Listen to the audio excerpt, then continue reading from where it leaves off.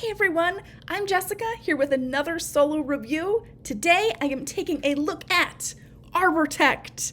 And to be clear, this was a copy that I received for free from the designer and publisher, so thank you for that.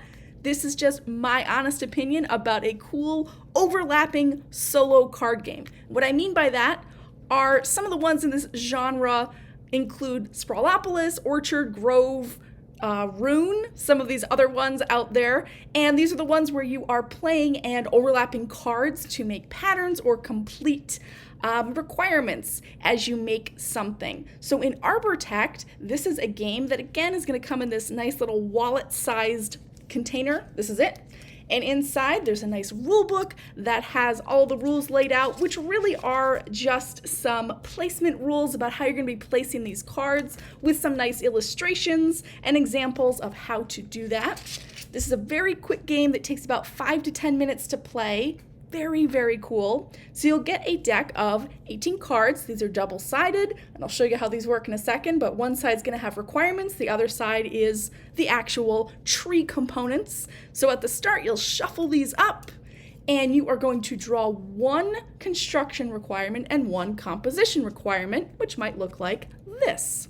So you are an arborist and you have a client who wants a very specific tree or topiary, and your job is to do that, making it out of the right construction, which has to do with how that tree is built, the shape of it, or some other sort of visual requirement in terms of what you're building, and the composition, which has to do with the different types of flowers that are on there. So the ones I drew, let's see. This is a tall and skinny tree. The final tree height has to be exactly 4 times the width of the base. So you'll be building that out and thinking about that. And missing one. The final tree will be missing one of the 3 options, either blue, red, or purple flowers, and you get to choose which one is missing. So you'll start off. You will draw the top card of the deck like this, and that is going to start your play area. So here we have a good example of what some of those tiles are on these cards. You will see that there are some empty areas. There are also blue flowers, there's purple flowers, and the other type, red flowers. The nice part there is, although they are color-coded, they also have a different number of flowers or different visual assortment, so you can figure these out just by how they look, not necessarily just by color, which is great for accessibility. So what are you doing here? You have that one starting card that's going to create the start of your tree, and then you are going to have 2 options in front of you, and you're going to choose how to start building those out. The simple placement rules, you always have to overlap another tile partially, or, kind of like that, 1 or 2. You cannot just put it off to the side. You cannot overlap a card completely. You cannot rotate these, so they always have to stay in this horizontal position. You can kind of flip around to go like this, but you can't put any vertically.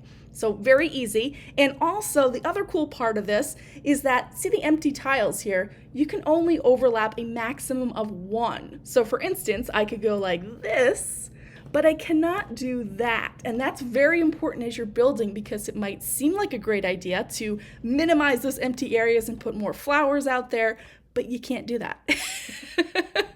There are rules when you're building a tree. So you will build these out, again, trying to follow what you're doing, and you'll end up with a really nice tree at the end. And it's really, it's a cool theme. I really like it. And the other cool part, at the end, what you're going to do is, with one of those cards you used for the construction or composition, you kind of put it at the bottom of the tree, and it actually does look like you made this nice little tree.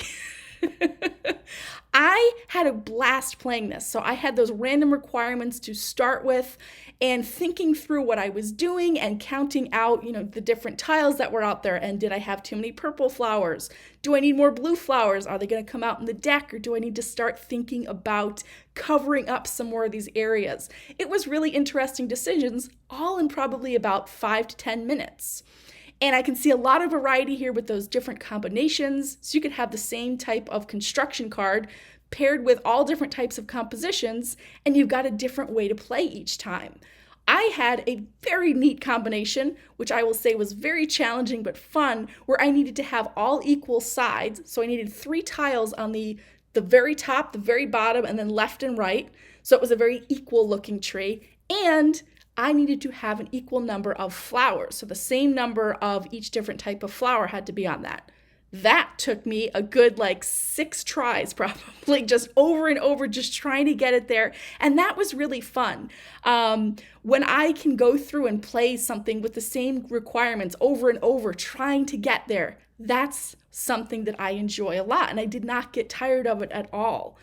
And another great part of this too, for me at least personally, Sprawlopolis, it's up there. It's somewhere up there on the shelf. I play it every now and then, and I cannot always wrap my head around it. I don't know if it's just the patterns that I don't visually kind of see the different areas there, or just the requirements are a little more, complex for the type of puzzle I'm looking for. It's a little too much for me at times. Nothing wrong with the game. I can see why everybody loves it. Not everybody, but a lot of people love it. It's great. Just for me, it doesn't always work. So what I look for are those overlapping card games that are a little bit simpler, both visually and in terms of understanding those requirements. And Arbortect does it really well. I love this.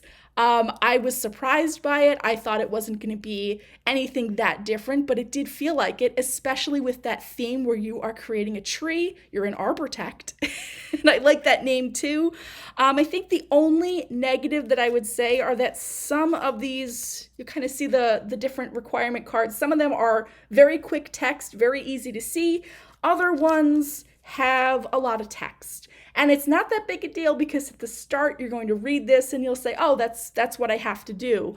But for just, during the actual play, looking at it, there's not, if there was iconography, that might have been a little bit easier to see, but that's one of the only things that I was like, oh, that could use a little bit of tweaking, but that's it. I mean, that's it.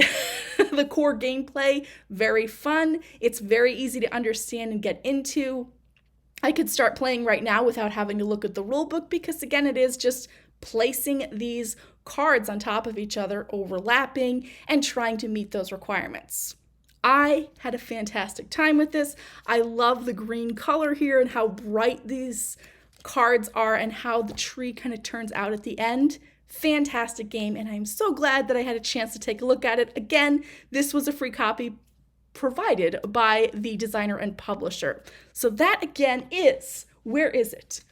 Arbortect. And a fantastic solo overlapping card game that I had a great time with. As always, thanks so much for watching and take care. Thanks. Bye.